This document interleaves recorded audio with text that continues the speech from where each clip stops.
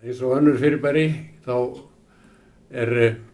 Evrópusambandið sprottið upp úr ákveðnum jarðvegi og hann myndaðist á svona nokkur löngum tíma, kannski 50 árum eða svo og eða rúmlega það. Við getum til dæmis nefnt heimsstyrjöldina fyrri sem kölluð 1914 til 18. Hún kölluð fyrri af því að seinni kom seinna en sumir halda nú að í framtíðinni verði lítið á þetta sem eina styrjöld vegna þess að þær voru í raun og veru tengdar.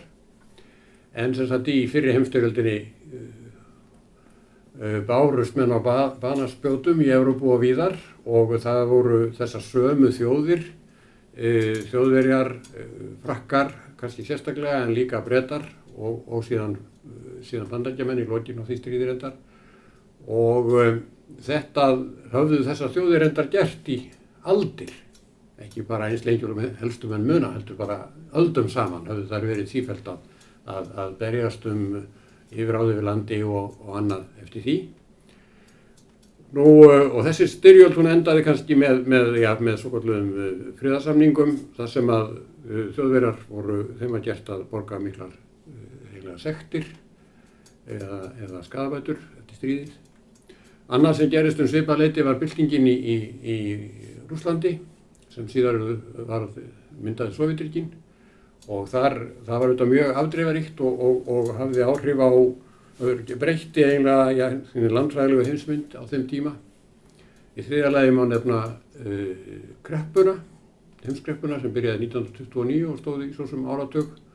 Hún breytti til dæmis hugmyndum hana eiginlega efnahagsmál og stýringu efnahagsmála og svona markaðskerfi og annað slíkt. Nú síðan þekkjum við auðvitað nasismann og það má segja að hann á nokkuð leyti næst á því að þessu sem ég nefndi með þessar miklu stríðsskaðabætur sem Þjóðverjum var gert að borga sem voru í rauninni eftir á að hyggja allt of miklar á þess að það sé þar með verið að réttlæta nasismann í sjálfu sér eða þær hörmungar sem honum fylgdi.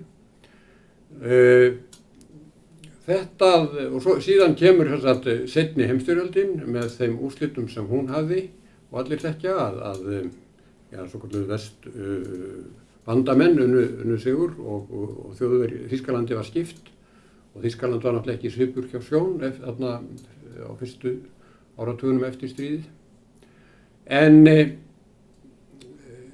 þessi mynd sem sagt sú mynd sem menn höfðu í fyrraugunum þegar þeir voru síðan að hugsa framtíðina og það kannski ekkert óeðlilegt að menn spurðu sjálfa sig og aðra getum við komist hjá því að sagan haldi áfram í þessari mynd, að það verði alltaf stríð öðru hverju milli þessara þjóða.